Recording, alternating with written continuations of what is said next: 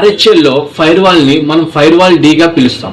Actual గా మీ అందరికి తెలుసు ఫైర్ వాల్ యూజ్ చేసి మనం పోర్ట్స్ కానీ సర్వీసెస్ కానీ యాక్సెస్ చేయడం కానీ లేదా బ్లాక్ చేయడం కానీ జరుగుతుంది.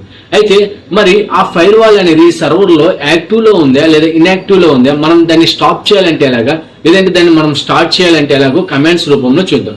యాక్చువల్ గా మనకి RHL అండ్ CentOS లో మనకి system CTL status fire wall D అని టైప్ చేస్తే మనకి ఆ ఫైర్ వాల్ అనేది యాక్టివ్ లో ఉందా లేదా ఇన్యాక్టివ్ లో ఉందని మనకి డిస్ప్లే చేస్తుంది. దాని ద్వారా మనం తెలుసుకోవచ్చు fire wall is active or inactive.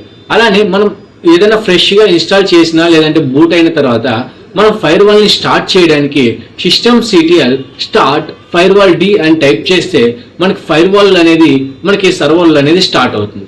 మరి అదే ఫైర్ వాల్ ని మనం ఆఫ్టర్ బూట్ ఆటోమేటిక్ గా మనం స్టార్ట్ చేయడానికి ఎనేబుల్ చేస్తాం. అదే విధంగా అంటే system CTL enable fire wall D అని టైప్ చేస్తే ఆఫ్టర్ బూట్ కూడా ఆటోమేటిక్ గా స్టార్ట్ అయిపోతుంది మనం ఎనేబుల్ చేసి. అండ్ నెక్స్ట్ థింగ్ వచ్చేసి మనం స్టాప్ చేయడం ఎలాగా, ఫైర్ వాల్ ని స్టాప్ చేయడం ఎలాగంటే system CTL stop fire wall D అని టైప్ చేస్తే మనకి ఫైర్ వాల్ అనేది స్టాప్ అయిపోయింది. మరి ఈ ఫైర్ వాల్ లో మనం ఇచ్చిన యాక్సెస్ యొక్క లేదా బ్లాక్ అయిన పోర్ట్స్ కానీ లేదా సర్వీసెస్ కానీ లేదా ఇంటర్ఫేసెస్ కానీ లేదా ఏ జోన్ లో ఉందో తెలుసుకోవడానికి fire wall CMD -list -all అని టైప్ చేస్తే మనకి లిస్ట్ ఆ ఫైర్ వాల్ లో మనం ఏవైతే అలో చేసామో లేదా ఏదైతే ఇంటర్ఫేస్ పెట్టామో ఏ జోన్ లో పెట్టామో అనేవి కంప్లీట్ లిస్ట్ అనేది వస్తుంది.